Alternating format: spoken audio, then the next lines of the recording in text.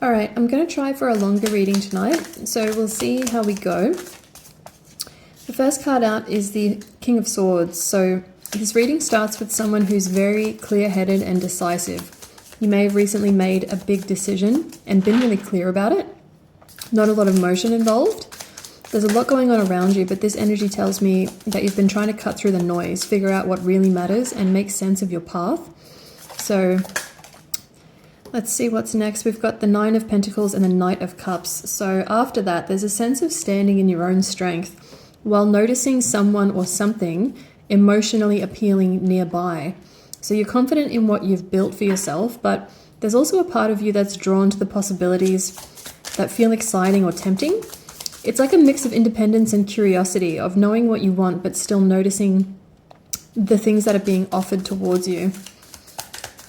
Next up, we got the Eight of Cups in the middle here. So there has been a moment of walking away. You may be leaving something behind that isn't giving you what you need, even if it was important or meaningful at some point. This is about moving towards something that feels better for you long term, even if it's hard to let go in the short term, because the next row is starting off with the Eight of Swords and the Knight of Pentacles. So right after that, there's a sense of feeling stuck or overthinking. But the story is not over here. There's steady, slow progress happening. Finishing up with the Page of Cups. So if you stay patient and open, new opportunities for connection or emotional growth will come in. It's about taking small, consistent steps rather than rushing. So that seems to be really important here with that Knight of Pentacles. Now let's see what's on the next row here.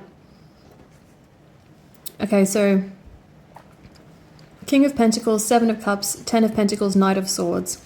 So you're dealing with choices and possibilities. There's long-term stability and success in front of you, but not everything that looks appealing is real or sustainable.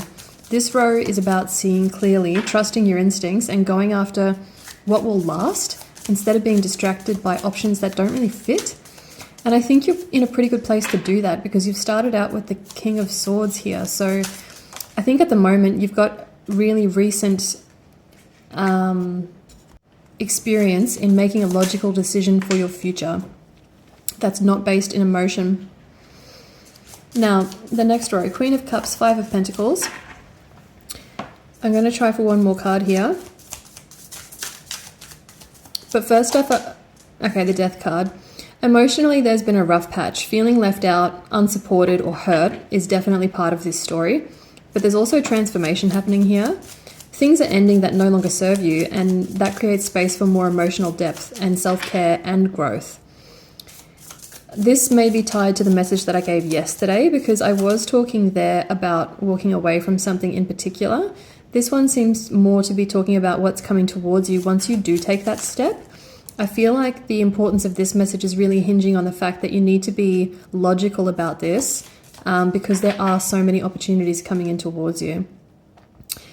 Next row, we've got Page of Wands, Four of Swords. So there's a spark of curiosity and new ideas, but it comes with the reminder to pause and rest and definitely reflect before you rush into something new.